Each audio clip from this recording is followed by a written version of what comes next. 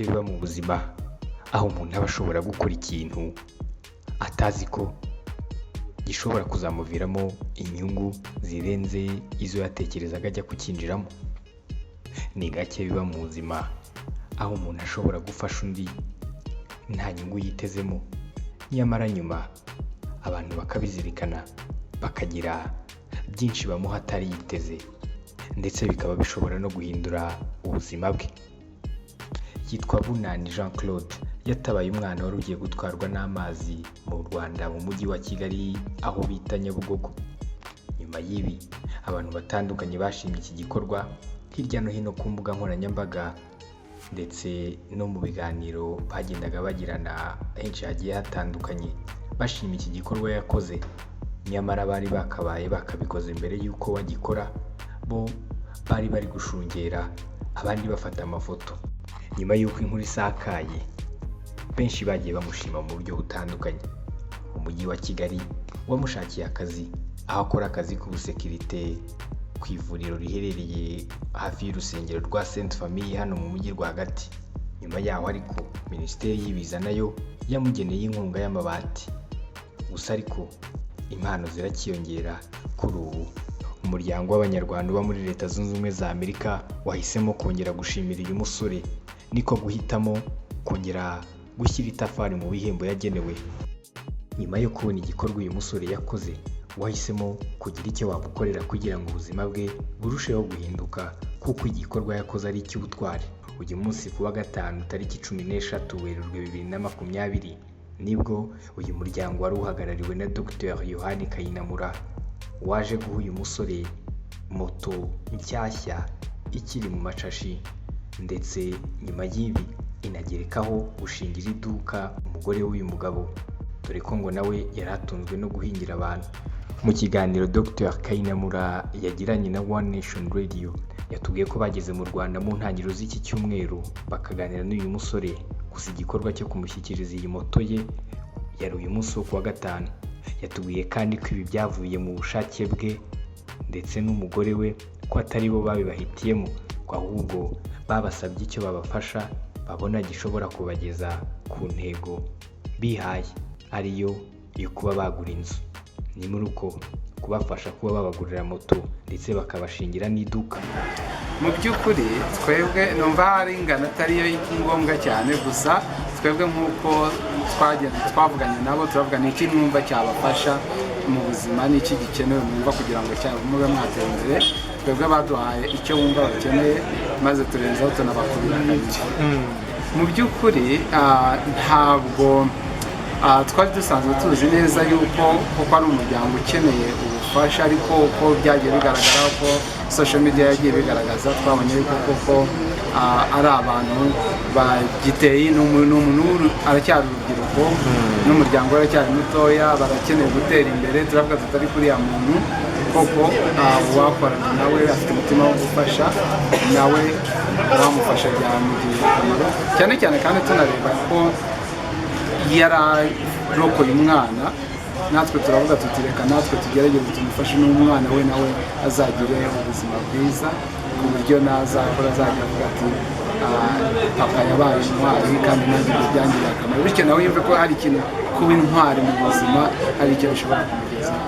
Mu by'ukuri njyewe nabonye yaranezerewe cyane, ntabwo byabaye nk'ibimutunguye. Mu by'ukuri ntabwo ari ikintu yateganyaga, kandi ntabwo twanabinyujije kure cyane. Twebwe twaramuhamagaye turatangira turavugana, mbese ni kwa kundi ubona ikintu kibaye kumva ugifite ugishidikanya utari kuvuga ko nibyo ko nta hantu muzi, ariko rero kugira ngo ubu ngubu noneho uko yabonye ko byakunze, yabonye amafaranga yageze kuri konti ye, ubu ngubu ngira ngo ubu wenda nibwo atangiye kumva yuko ko bishoboka. Bunani akimara gushyikirizwa moto ye, One Nation Radio twamwegereye atubwira uko ari kwiyumva muri ako kanya. Yari ari kumwe n'umugore we. Mu by'ukuri njyewe nishimye cyane, ndumva nanaguruka kuko ibyangombwa byayo nabibonye.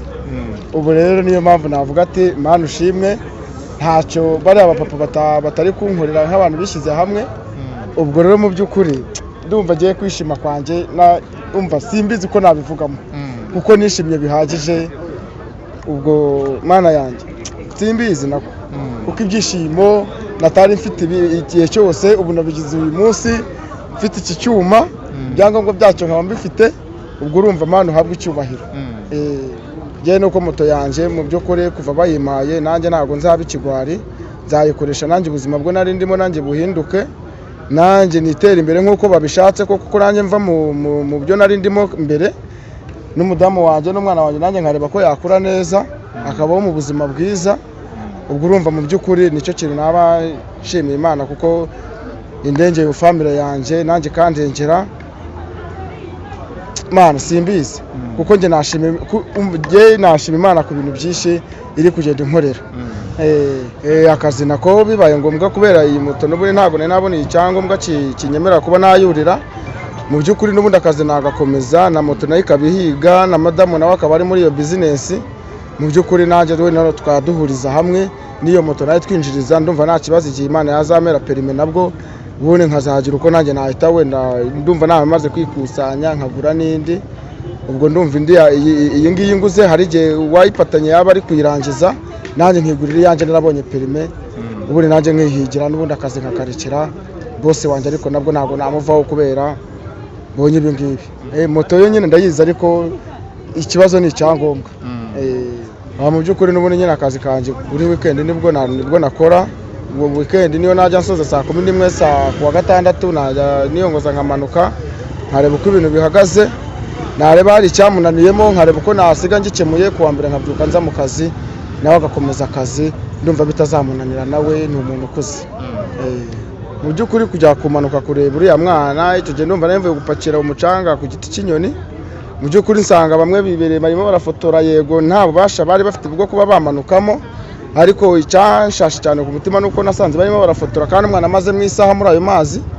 Ubwo rero ndavuga ati mu by'ukuri uyu mwana ni ubugingo bw'ejo hazaza, ashobora no kuzangira umumaro ntabizi cyangwa akawugira nanjye niwo nabyaye cyangwa nanjye akazagira uko amarira, kandi ni urubyiruko rw'ejo hazaza rw'u Rwanda. Ndavuga ati mu by'ukuri uyu mwana nigira Imana tukavanamo twese turashima Imana.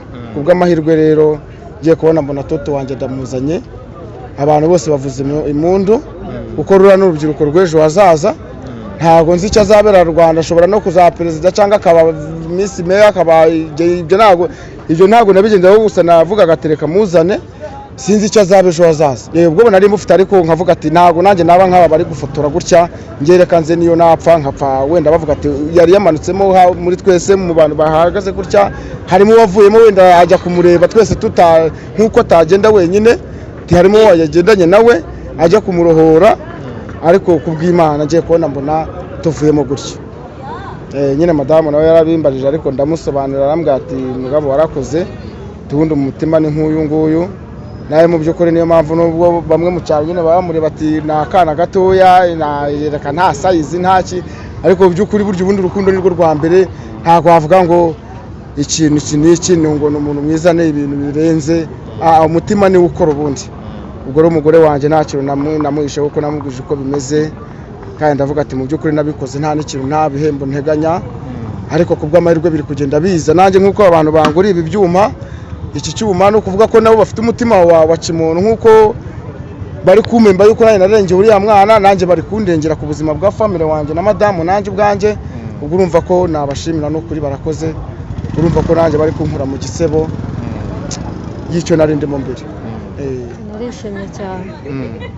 Naguze amanete ndamuhamagara nsobanurira ndamubwira ati Imana ishimwe n'uwo mwana naje, sibyo ko atari n'ubwa mbere n'Inyanza yari yaramuvanyemo. Aravuga ati njye nzahembwa n'Imana kuko yasanze iwabo bameze nk'uko twari tumeze. Ndishimye cyane birenze. Ko muri bitagaragara ku maso biragaragara niko hano natabasha kubabyinira. Bigiye guhinduka neza kuko ubuzima twari turimo bugiye kuba busuye hasi, tujye bwo hejuru heza bwo guhinga duhangayika. Nk'ubu abagari i Kigali ngerwa ndi mu kazi n'umwana ugiye nyine nta hantu tugira duhinga, ariko Imana igiye kubidukorera. ntabwo bizangwa n'ubundi naracuruzaga na mbere mu bukene nacuruzaga niri umukobwa nyimenya nyine niho nacuruzaga tumaze kubana mpita mbihagarika kubera n'ubuzima bubi twahuye nabwo narashidikanyaga ariko kubw'Imana Imana ikambwira ati bizakunda nta kinanira Imana ikintu nashimira mbwira ati Imana basubiza aho bakuye ko bakoze igitangaza cyane batuvanye mu gisebo bari batuzi bagiye guhindura amateka cyo twabashimira Imana ibaha umugisha n'ibindi bizakomeza bize kandi bakoze. Mu byifuzo kandi by'aba banyarwanda baba hanze y'u Rwanda muri Leta Zunze Ubumwe za Amerika bagize uyu muryango w'abanyarwanda barifuza no kuzabona uyu mwana Bunani yarokoye, dore ko Bunani yivugira ko polisi y'igihugu yabaye itwaye uyu mwana ikajya kumushakira aho aba. Gusaba abanyarwanda mu byifuzo byabo bavuga ko banaramutse bamenya aho uyu mwana aherereye nawe bashobora kuba hari icyo bamufasha kugira ngo ubuzima bwe bubashe guhinduka. Nyuma y'inkuru n'ubundi twagiye tubagezaho kuva uyu musore akoze iki gikorwa cy'ubutwari ndetse kugeza amagingo aya, turanabararikira n'indi nkuru nshyashya y'uko iduka ryabo rizaba rimeze mu minsi iri imbere. Simeon Stizo Muhumuza, One Nation Radio, i Kigali.